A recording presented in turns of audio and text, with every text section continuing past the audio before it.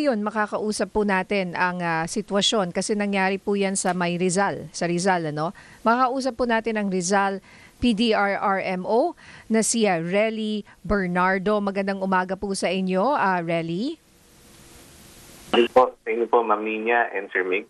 Okay, Sir Relly, bago ko itanong yung sitwasyon sa mga nabahang lugar dyan sa Rizal, pwede po munang malaman yung nangyari po dito sa rider na nabagsakan ng puno at poste dyan sa Antipolo at kung ano po yung tulong na ibinibigay po sa rider po na ito.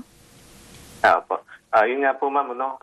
Tayo po ay una nakikiramay po dun sa pamilya ng rider po kahapon, no?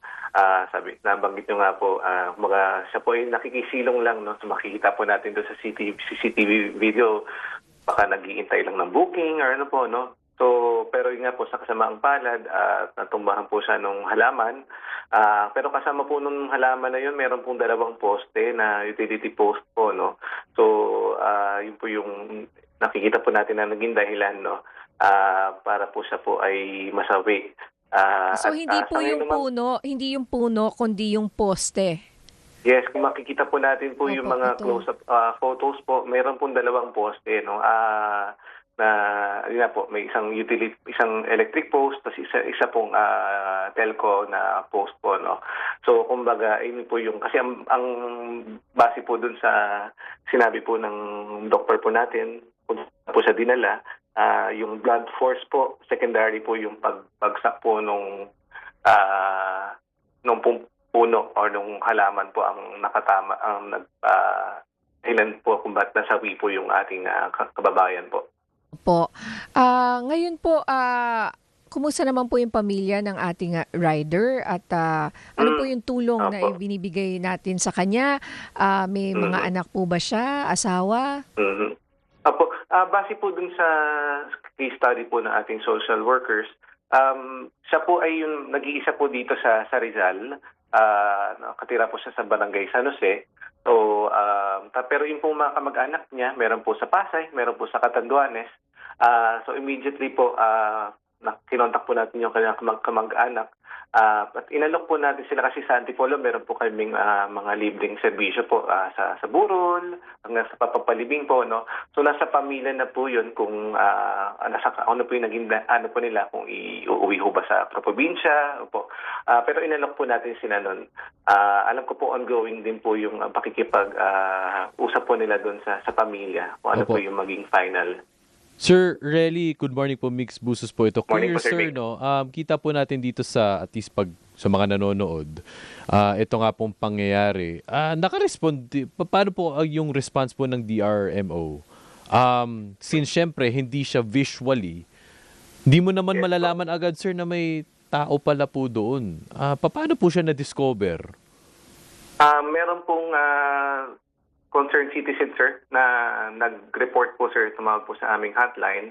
At yun po din po yung naging dahilan, sir, kung bakit po, sir, namin na-respond yan. Around 10:22 po yan, sir, na itawag. Tapos, after around 10 minutes po, sir, nakarating na po yung, or less than 10 minutes po, nakarating na po yung mga, ano po natin, sir, mga responders.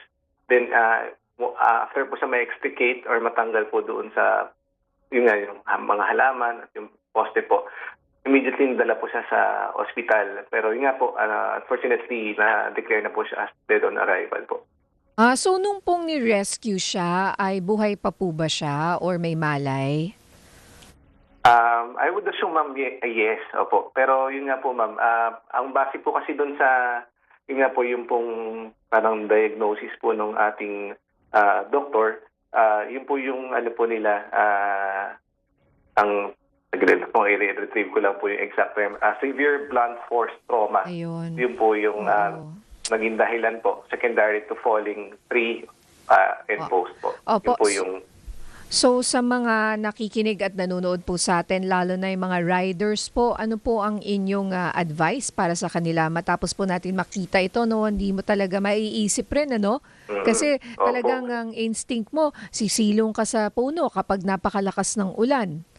Pero Tama sa po, kaso po nito, yung pa yung dahilan kung bakit siya namatay.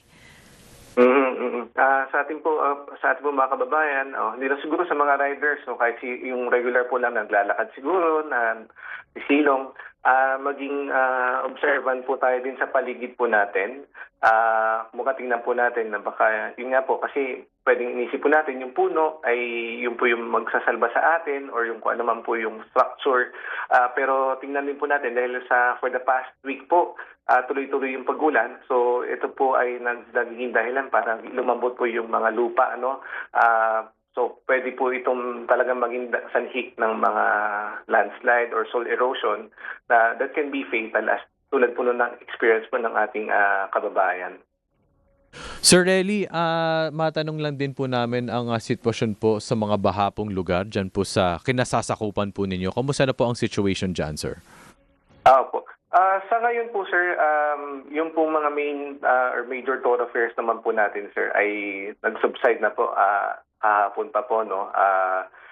So, ang ano po natin dito, yung mga natitira na lang po, ay yung pong mga ilang mga subdivisions na, kumbaga, ito po yung mga pwede natin kasi consider po na catch basin. Sila po yung actually mga kaboundary po ng Marikina and Cainta na mga alam po natin na mga flood-prone areas po, no? So, ang hintay na lang po natin dito, kagandahan po, hindi po naman na nag-uulan ng diretso. So, kumbaga, hopefully, bumilis na po yung pag-subside po nung tubig. Mabilis po bang paghupa, sir? May mga times po kasi, sir, na mabilis po yung paghupa niya. Pero since ang ano po natin dito, sir, is yung Manggahan floodway din po. Ito po yung parang endpoint po nung mga ano po natin, isa sa mga dinadaanan po. So kung mataas din po kasi yung tubig po doon sa Marikina River, dugtong po yan, sir. Kapag mabagal po yung paghupa po ng tubig doon, so affected po yung side po, sir, namin. Alright, nako, maraming salamat po, Sir Relly Bernardo ng Antipolo City DRRMO. Ingat po kayo, sir.